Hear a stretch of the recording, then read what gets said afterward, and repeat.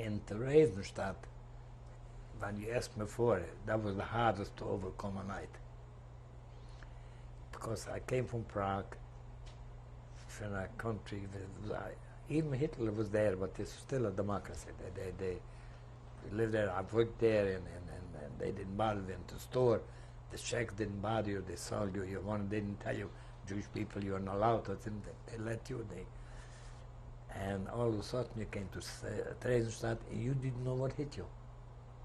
I didn't know what hit me in Theresienstadt. I was so numb. I was so upset. To go through a night in Theresienstadt is like the same thing as in Salaspils or in Kaisel. Only in those three places was very hard to cook. Right? It was bitter all over. It was no honey anywhere. Anything what you saw, assessment, it was no honey. But over there was a special things. Like in Theresienstadt, you didn't see many assessment. But yet, it was so, practically I know everybody over there. You see, that makes it worse. I felt sorry for them and they felt sorry for me. And there was a professor from Hebrew University and from Brno. He was such a good friend, an elderly man. And it was so, I told you, like when I was going to shave myself, in Prague, nobody shaved himself. You go to a barber, you shave first. It's not like here, they all want to get rich. Over there, for a Corona, 50 cents, they shaved you, they gave you a haircut. And over there, I had to start to shave myself. It was full of blood.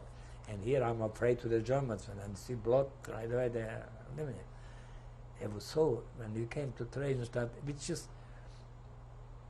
it was to a big building, like an apartment, empty rooms, and all people, you feel sorry for women and children. In that train from Theresienstadt to Riga, small children, frozen girls, 16, 17, 18-year-old girls, 20 years old. It was so many. And all the elderly people, we didn't know where we're going then. I never thought of they're going to kill the whole thing. I never thought of it. For what? What did they do? And then when I saw him, when he came to Riga, what they do to the people, they were pushing them on the trucks. And they were shooting start, and we marched to Salaspils. This is unbelievable. I tell you, if you tell me that, I wouldn't believe it. That it can be done. I know how I survived. As I tell you, I was poor, struggling, skinny all the time. Anybody who's heavy, he died right away. Not overweight. I mean, if you're a normal man, like a 6 foot or 5 footer, and you have 200 pounds, you last till maybe a week or two, and they won. They didn't have to kill you. They died yourself. To me, they had a hard time to kill me, because it gave me teeth or didn't give me teeth. I was so used to be hungry. And then I took chances. Unnecessary. It was necessary to stay alive, but normally speaking, it was unnecessary chances. I went there, I went there, I sold for a lady in ghetto. I sold her some clothes, and I came home with 25 packs of cigarettes. And there is no pack nowadays. And that was 100% death sentence. One cigarette. And I bought it to her, and she gave me, and I had, naturally, we lived on that. So you could do that living in the ghetto. You could do some black market almost. You always could black market if you in risk your life. Mm-hmm. Anywhere you could have restaurant, and except in concentration camp, because I wasn't organized over there. And then over there you don't survive anyway. They kill you in the morning, and you didn't have to where to keep it. In ghetto, you had where to keep it, and this is unbelievable. In Theresienstadt, you won't organize either. That's why it was so hard too. Theresienstadt, they didn't give a chance. They didn't give you a chance to organize. I was there about 3 weeks, maybe 2 or 3 weeks, something like that. Was there anyone you started out with from Theresienstadt to Riga? Yeah. That came back with you? No. They got killed right away. They all got killed. And they took from us to Salasville, they died over there. And they were all, there were very few people like I do, poor people, because when I lived in Czechoslovakia, they were all well-to-do people. You see, even like that guy I told you about, Greco and Reiner, they were all well-to-do people. They couldn't take less. To me, I could take hunger. They could. There was days you didn't eat. Don't forget, that was not so easy. That days they had the little coffee, black coffee, not even coffee, there was imitation coffee, and a little bread, a slice of bread. That's all what you had for the day. And even in the ghetto, when they sent me to work in Ostland Oil Company, they didn't give us to eat all day. I don't know how they did it. Lucky I was there only about 10 days or 2 weeks. I don't even remember how they.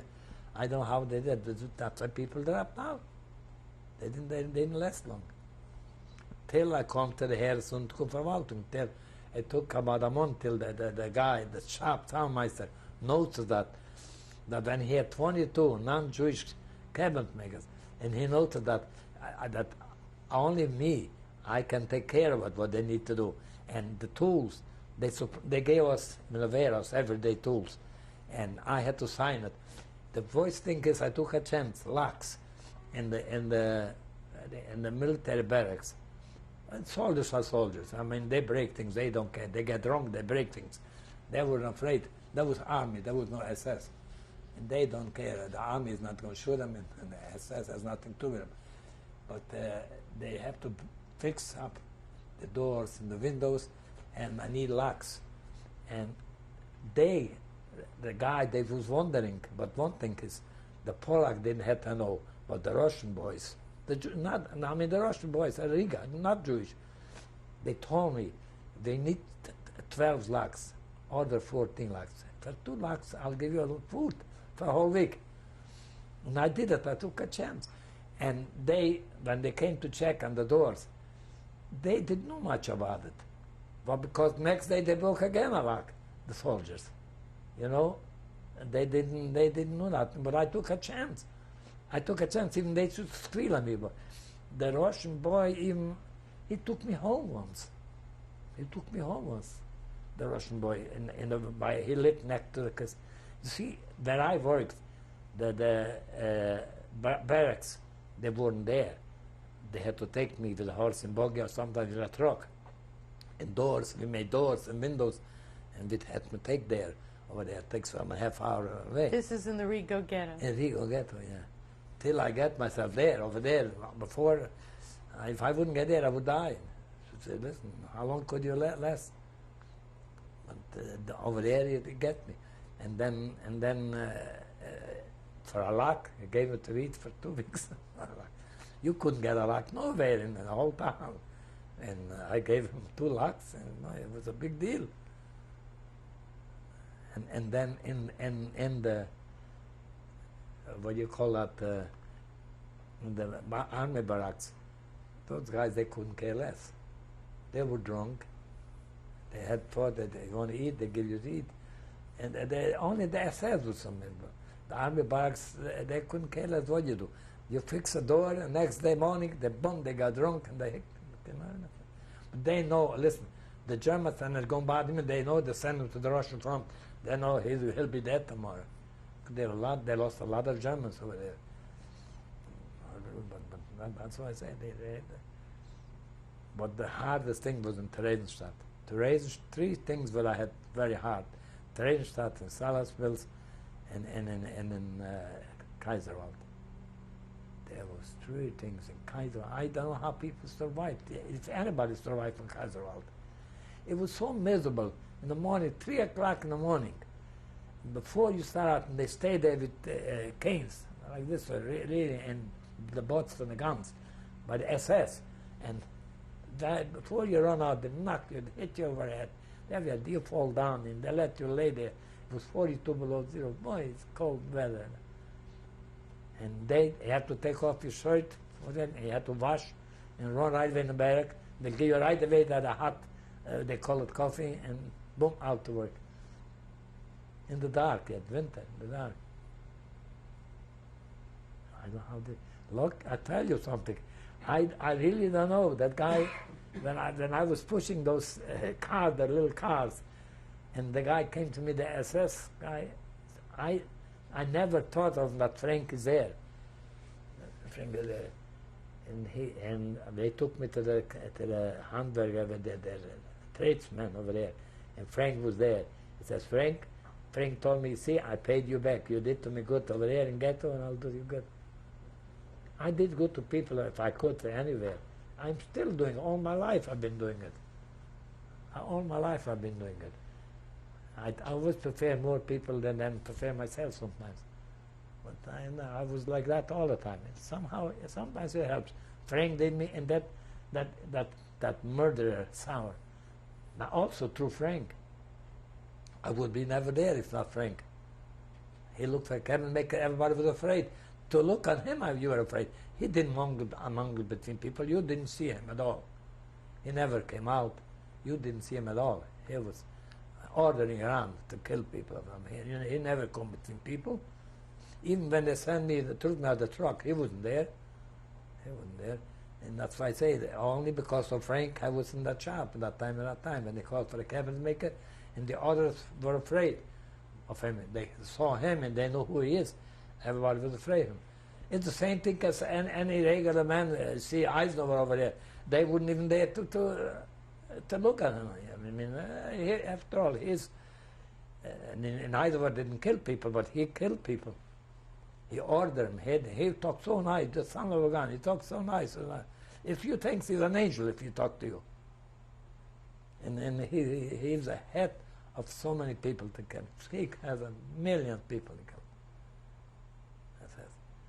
And he came to me and he told me in Kaiserwald, ich will dich schicken nach Kaiserwald, nach Reichsbahn. Ich will dich schicken to Reichsbahn. And they laughed at me. He says, no. I says, I know German better than you do, people do. I've been there since 1941, I told him. I've been there since 41, I know. If they say they do, they will. Sure, you know. About 2 weeks, last 2 or 3 weeks, I remember. They called my name all over it was a big one. And the woods, barracks, and dead people, live people, kind of people, what, moths, and they called my name in it, the truck came in, they threw me on the truck like an animal. But I was glad, the 4 of us. Mr. Morgel, I want to thank you for your testimony.